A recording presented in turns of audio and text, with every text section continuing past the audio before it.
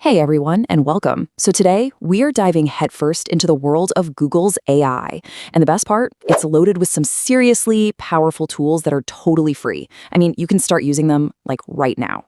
So in this explainer, we're going to break it all down for you. So, have you heard all the buzz about AI tools and just don't know where to start? Yeah, if you're feeling even a little bit overwhelmed, trust me, you are not alone. It feels like a new tool pops up every single day, right? It's a lot to keep track of. And yeah, this right here, this is exactly why it can feel so daunting. Google alone offers over 23 AI tools. I mean, look at them all.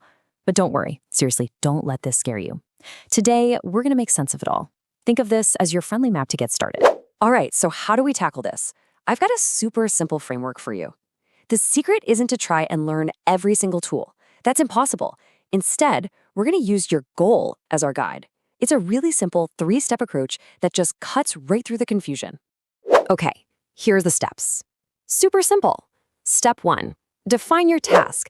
I mean, what do you actually want to do?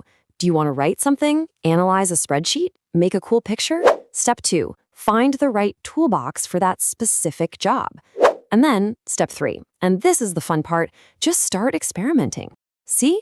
The trick isn't memorizing everything, it's just knowing what you want to accomplish first. Okay, so now that we have that framework, let's actually explore these toolboxes. We're going to walk through the main categories of tools, and for each one, I'll give you some really practical examples so you can see how they work in the real world.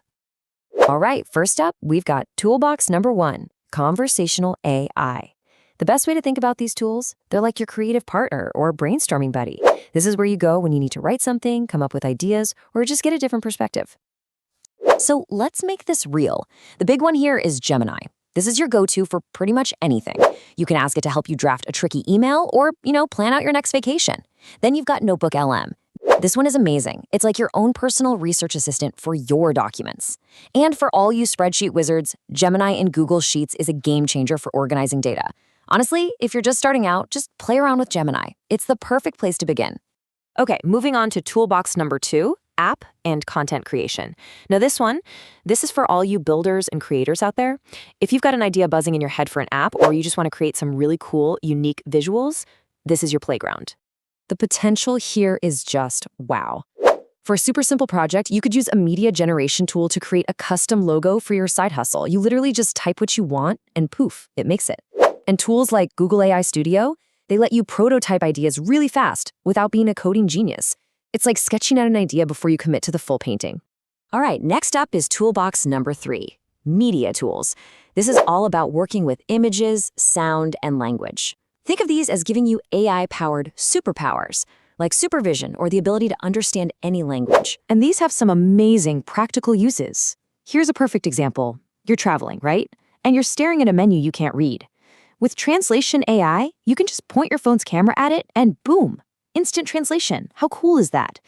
You can even create music with tools like tuner.ai or understand what's in your photos with Vision AI. Okay, and our last toolbox, number 4, is machine learning and cloud services. Cloud-based machine learning. Train, analyze, predict. Data flows from inputs to training.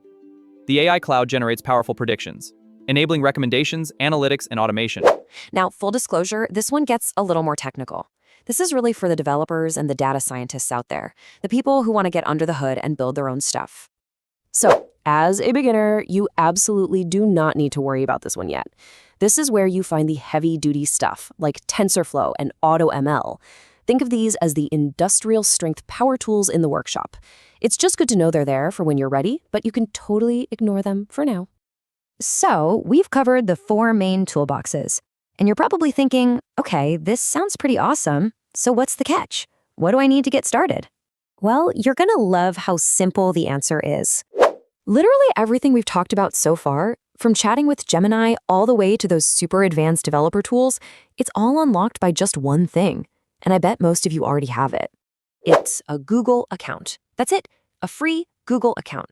If you have a Gmail address, you already have the key to this entire kingdom. And that's maybe the most important thing to remember. All this amazing technology isn't hidden behind some crazy expensive subscription. It's right there for everyone. Okay, before we finish up, I just want to leave you with 3 quick tips. Think of these as your friendly reminders as you start your own AI adventure. First off, always start with a goal, even a small one. What are you trying to do? Second, and this is crucial, don't be afraid to just mess around, experiment, break things. There's no wrong way to do it. And third, just start with one tool. Don't try to learn everything at once. And my recommendation? For sure, start with Gemini. It's the perfect entry point. You know, at the end of the day, the best way to learn any of this stuff is just by doing it. You can watch videos and read articles all day, but the real aha moments happen when you get your hands dirty. So just pick one tool that sounded cool today and go see what you can make. So there you have it. The toolkit is in your hands. The map is right in front of you. Now the only question is, what are you going to explore first?